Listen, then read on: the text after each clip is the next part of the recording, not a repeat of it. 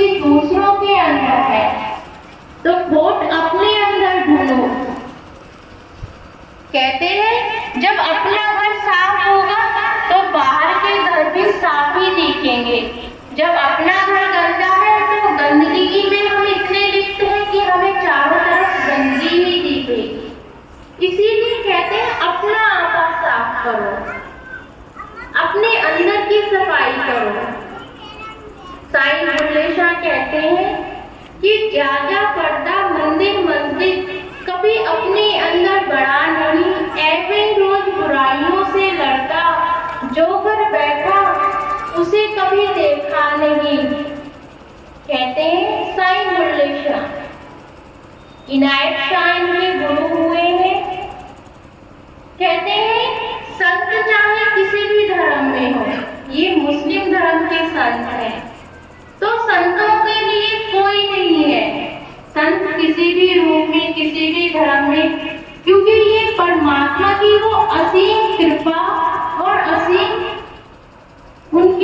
उनका प्यार कह लो, उनकी दया महर कुछ भी समझ लो, कि ये स्वयं व्यक्ति कुछ नहीं बन सकता जब तक परमात्मा की वो असीम कृपा ना होगी। हम सोचते हैं कि हम इतना पढ़ लिए, ठीक है, कर्म आपने करा है, पढ़े आप, मगर प्रारब्ध तुम्हारा क्या कह रहा है? लिखा है ऐसा, तुम्हारे प्रारब्ध का हो, भाग्य का हो, उसको हम किसी भी रूप में कहते हैं। परमात्मा सिर्फ कर्म पे जोर देते हैं, वो हमें अपने जीवन का सत्य बताना चाहते हैं कि मनुष्य का जीवन उसका अपना कर्म है। जैसा मनुष्य का कर्म होगा वैसे ही उसकी भोगना होगी, वैसे ही उसका फल होगा। तो यहाँ साईं बुल्ले शाह के उस प्रसंग की बात हो रही थी कि ज्यादा पर्दा मंदिर मस्जिद कभी अपने अंदर बड़ा नहीं, एवं रोज बुराइयों से लड़ता जो घर बैठा उसे कभी देखा नहीं। कि हम हर जगह घूमते रहते हैं, मंदिर मस्जिद गुरुद्वारे सब जगह घूमते हैं, सोचते हैं परमात्मा इधर है, मगर जो अपने अंदर वो बुराई है उसको मिटा करके जब हम उस मंदिर को छोड़ के मस्जिद को छोड़कर जब हम अपने अंदर बैठेंगे तो ये बाहर नहीं, ये तो स्वयं हमारे अपने अंदर है। परंतु हमें देखना होगा। हम प्रार्थनाएं करते हैं, हम प्रार्थनाएं करते हैं कि ईश्वर हमें मिले, तो ईश्वर कहीं बाहर नहीं, हमारे ही भीतर, हमारे ही अंतःकरण में है।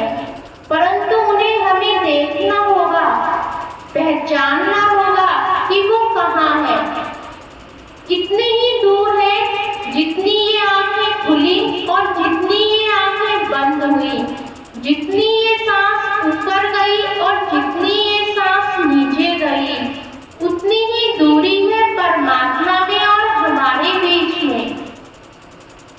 इसीलिए उस परमात्मा को कहीं दूर कहीं बाहर मत समझो। परमात्मा हमारी एक एक श्वास में, हमारे अंतःकरण में है। सिर्फ भजन अभ्यास ही एक ऐसा माध्यम है जिसके द्वारा हम परमात्मा को देख सकते हैं, जान सकते हैं और पहचान सकते हैं कि वो ईश्वरीय शक्ति कहीं बाहर नहीं, हमारे अंदर में है। इसीलिए परमात्मा ने, हमारे गुरुजन ने ये सत्संग जारी किए हैं कि सत्संग के माध्यम से मनुष्य को चेताया जाए। जब सृष्टिकर्ता परमात्मा ने, जब कहते हैं काल ने बहुत मेहनत करी, तपस्या करो, मेहनत करो, तब उसने सृष्टिकर्ता परमात्मा से कहा कि मुझे वरदान दीजिए कि मैं एक दुनिया बनाऊं। दुनिया बनाकर दी, ये संसार तो बना लिया, पेड़ पौधे सब कुछ बना लिए, मगर कहते हैं घर बना लिया, 1 मंजिल 2 मंजिल 4 मंजिल, परंतु उसमें कुछ ना हो, सिर्फ अकेले हम हो, सिर्फ अकेले हम, तो हमारा मन कैसे लगेगा? क्या ईंटों से हमारा मन लगेगा, उस रंग रोगन से मन लगेगा, घर में अच्छा फर्श है उससे मन लगेगा। जब तक उसके अंदर कुछ हो ना, हमारा कोई किसी से रिश्ते वाला ना हो, हमारे बच्चे ना हो, पति ना हो, हमारे घर में कोई ना हो, तो हमारा मन कैसे लगेगा। इसीलिए काल देवता ने ईश्वर से कहा कि ये संसार तो मैंने बना लिया, परंतु इस संसार का मैं क्या करूं, इसमें तो कुछ है ही नहीं, मेरा मन कैसे लगेगा। तो उस मन को लगाने के लिए उन्होंने अपने से जुदा की हुई अपनी आत्माएं उस काल को दी, क्योंकि कहते हैं परमात्मा सो आत्मा सो परमात्मा। शब्द सुने हैं हमने, हमारे धर्म ग्रंथों में भी और सभी में है ये कि आत्मा सो परमात्मा। इसका अर्थ क्या है कि जो आत्मा है वही परमात्मा है।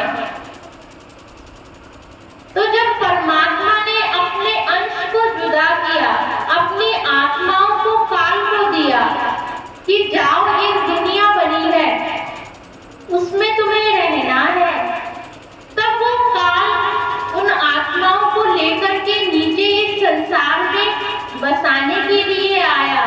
पेड़ पौधे, पानी, आकाश, धरती सब था, मगर उसमें रहने वाला कोई नहीं। तो जब ये आत्माएं सृष्टिकर्ता परमात्मा ने उस काल को दी, तो इस संसार का निर्माण हुआ, एक चालन हुआ। फिर आत्माएं तो आ गई, घर में बच्चे तो हो गए, एक रिश्ता भी बन गया पति का। ये बातें दो माध्यमों से समझाई जा रही है, जिससे कि हम उस विधि के विधान को समझें। अब काल ने कहा मेरे पास ये आ तो गई है, मगर इन आत्माओं के पास तो हमेशा परमात्मा की याद है।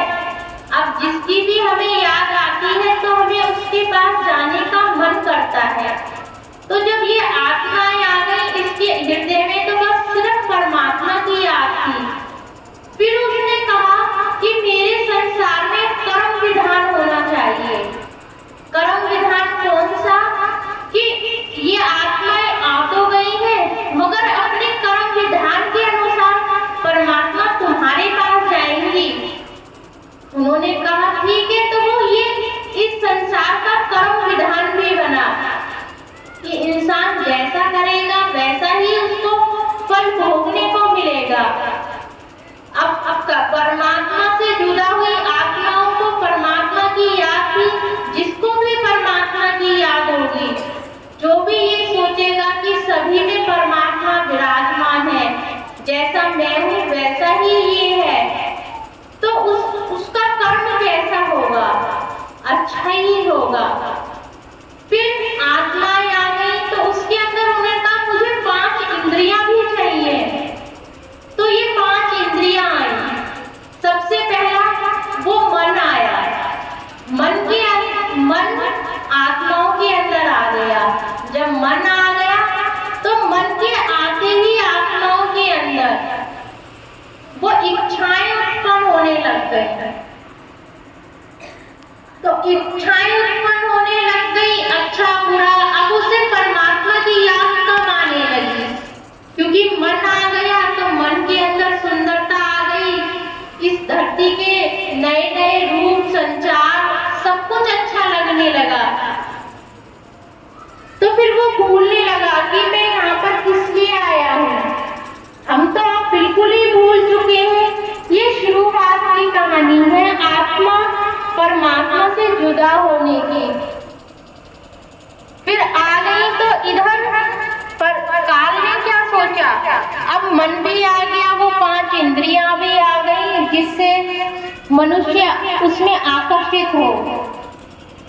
सुनने को आ गया, देखने को आ गया, चखने को आ गया, स्पर्श करने को आ गया कि किसको दूसरे को छूने से कैसा महसूस होता है, कोई चीज खाने का स्वाद क्या होता है। इन आंखों से देखते हैं तो ये संसार कितना अच्छा लगता है। तो ये भूलने